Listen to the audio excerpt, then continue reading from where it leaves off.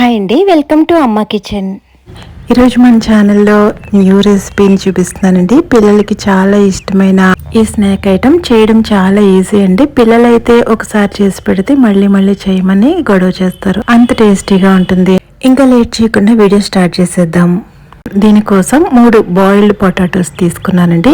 ఇలా జాలిగరిటతో వీటిని స్మాష్ చేసుకుంటే చాలా ఈజీగా ఈ స్మాష్ చేసుకునే ప్రాసెస్ అనేది ఈజీగా అయిపోతుంది. మనం ఉడకపెట్టుకున్న ఈ పొటాటోస్ లో చిన్న పలుకు కూడా లేకుండా ఇలా స్మాష్ చేసుకోవాలి. ఇలా బాగా స్మాష్ చేసుకున్న తర్వాత దీనిలోకి రుచికి సరిపడా సాల్ట్ వేసుకోండి. అలాగే 2 కట్ చేసిన పచ్చిమిర్చి, 1/2 spoon chilli flakes, 1 teaspoon garam masala, 1 teaspoon ధనియాల పొడి, 1/2 టీ స్పూన్ మిరియాల పొడి, మరో 1/2 టీ స్పూన్ చాట్ మసాలా వేసుకుని ఇవన్నీ కూడా బాగా కలిసేటట్టు కలుపుకోండి. ఈ క్వాంటిటీ అన్నది ఇద్దరికి సరిపోయేటట్టు చేస్తున్నాను. మీకు ఇన్ కేసు ఎక్కువ మందికి పెట్టుకోవాలనుకుంటే క్వాంటిటీ పెంచుకోండి.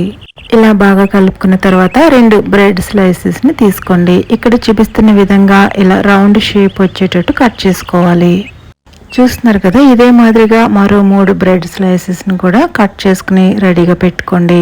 ఇప్పుడు ఒక బ్రెడ్ స్లైసెస్ ని తీసుకుని ఇక్కడ చూపిస్తున్నట్టు స్వీట్ టమోటా కెచప్ ఉంటుంది కదా, దాన్ని ఇలాగా అప్లై చేసుకోవాలి. అలాగే ఇంకో బ్రెడ్ స్లైసెస్ కూడా ఇదే మాదిరిగా అప్లై చేసుకోండి. ఇప్పుడు దీని మీద మోజరెల్లా చీజ్ ఉంటుంది కదా, దాన్ని ఇలాగా స్ప్రింకిల్ చేసుకోవాలి. ఇలా మొత్తం బాగా స్ప్రింకిల్ చేసుకున్న తర్వాత దీనిలోకి మరొక బ్రెడ్ స్లైసెస్ మనం ఆల్రెడీ అప్లై చేసాం కదా, దాన్ని ఇలా ప్రెస్ చేయాలి. ఇప్పుడు పొటాటో స్మాష్ మనం పక్కన పెట్టాం కదా, దాన్ని ఇలా బ్రెడ్ చుట్టూరు కూడా పూర్తిగా కవర్ అయ్యేటట్లు చేసుకోవాలి.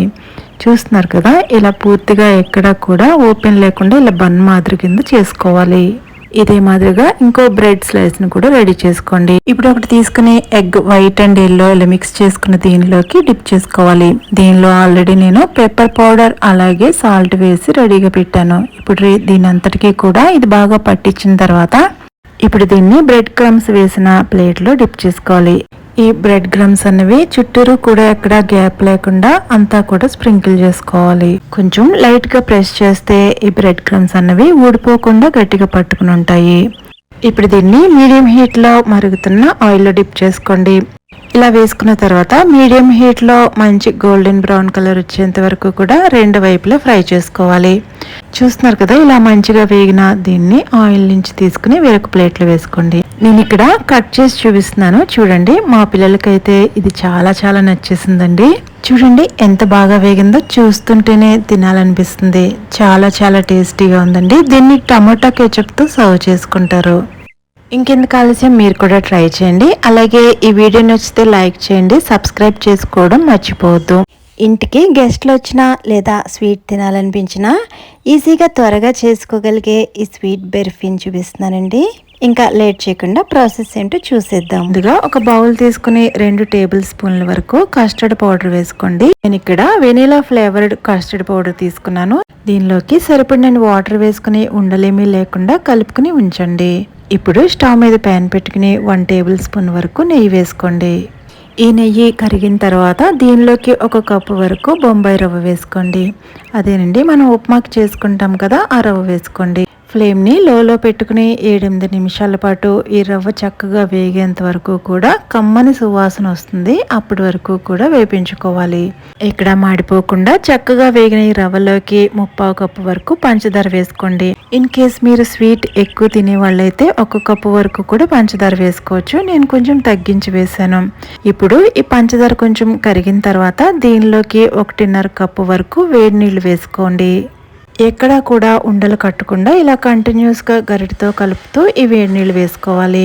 ఇలా నీళ్లు వేసేటప్పుడు ఫ్లేమ్ ని బాగా లోలో పెట్టుకోండి. ఈ రవ్వ కొంచెం నీళ్లను బాగా పీల్చేంత వరకు కూడా ఇలా కంటిన్యూస్ గా కలుపుతూ ఉండాలి. రవ్వ కొంచెం వాటర్ ని పీల్చుకుని కొంచెం గట్టిపడుతుంది అన్నప్పుడు మనం ముందుగా కలిపెట్టుకున్న కస్టర్డ్ వాటర్ ఉంది కదా, అది ఇందులో యాడ్ చేసుకోండి. ఇలా యాడ్ చేసుకున్న తర్వాత ఒకసారి కలుపుకొని దీనిలోకి 1 టేబుల్ స్పూన్ వరకు కొబ్బరి పొడిని యాడ్ చేసుకోండి. అలాగే నేను దీనిలోకి చిటికెడు ఫుడ్ కలర్ కూడా యాడ్ చేస్తున్నాను. ఇది పూర్తిగా ఆప్షనల్ అండి, మీకు నచ్చితేనే వేసుకోండి. ఇలా అన్నీ కూడా బాగా కలుపుకొని కొంచెం దగ్గర పడ్డాక దీనిలోకి 1 టేబుల్ స్పూన్ వరకు నెయ్యి వేసుకుని ఈ రవ్వ కొంచెం బాగా దగ్గర పడేంత వరకు కూడా ఇలా లో ఫ్లేమ్లోనే కంటిన్యూస్గా కలుపుతూ ఉండాలి. చూస్తున్నారు కదా, ఈ విధంగా రవ్వ కొంచెం దగ్గర పడి బాగా దగ్గర పడిన అవసరం లేదు, ఈ కన్సిస్టెన్సీ ఉన్నప్పుడు సరిపోతుంది. ఇది చల్లారాక ఇంకొంచెం గట్టిపడుతుంది. ఇప్పుడు ఒక ట్రే తీసుకుని దీనిలోకి కొంచెం నెయ్యి వేసుకుని ఈ నెయ్యి అంతా కూడా ట్రే మొత్తం స్ప్రెడ్ చేసుకోండి. ఇప్పుడు మనం తయారు చేసుకున్న ఈ స్వీట్ రెసిపీని ఈ ట్రేలో వేసుకుని ఇదంతా కూడా ఈవెన్గా సెట్ అయ్యేటట్టు ఇలా స్పాచులాతో సెట్ చేసుకోవాలి. ఇప్పుడు చిన్న ముక్కలుగా కట్ చేసుకున్న డ్రై ఫ్రూట్స్ని ఈ విధంగా ఇక్కడ చూపిస్తున్నట్టు వేసుకోండి. ఇలా స్ప్రింకిల్ చేసుకున్న తర్వాత ఈ బౌల్ని ఫ్రిడ్జ్లో 1/2 అవర్ పాటు ఉంచుకోండి. తర్వాత ఒక నైఫ్తో ఇక్కడ చూపిస్తున్నట్టు ఇలా డైమండ్ షేప్ వచ్చేటట్టు కట్ చేసుకోవాలి. ఈ రవ్వ బర్ఫీ చూస్తుంటేనే చాలా ఎమ్మీగా అనిపిస్తుంది కదా. చాలా ఈజీగా చాలా తక్కువ టైంలో తయారు చేసుకోవచ్చండి. మీకు ఈ వీడియో నచ్చితే లైక్ చేయండి, సబ్స్క్రైబ్ చేసుకోవడం అస్సలు మర్చిపోవద్దు. మరో మంచి రెసిపీతో మళ్ళీ కలుద్దాం.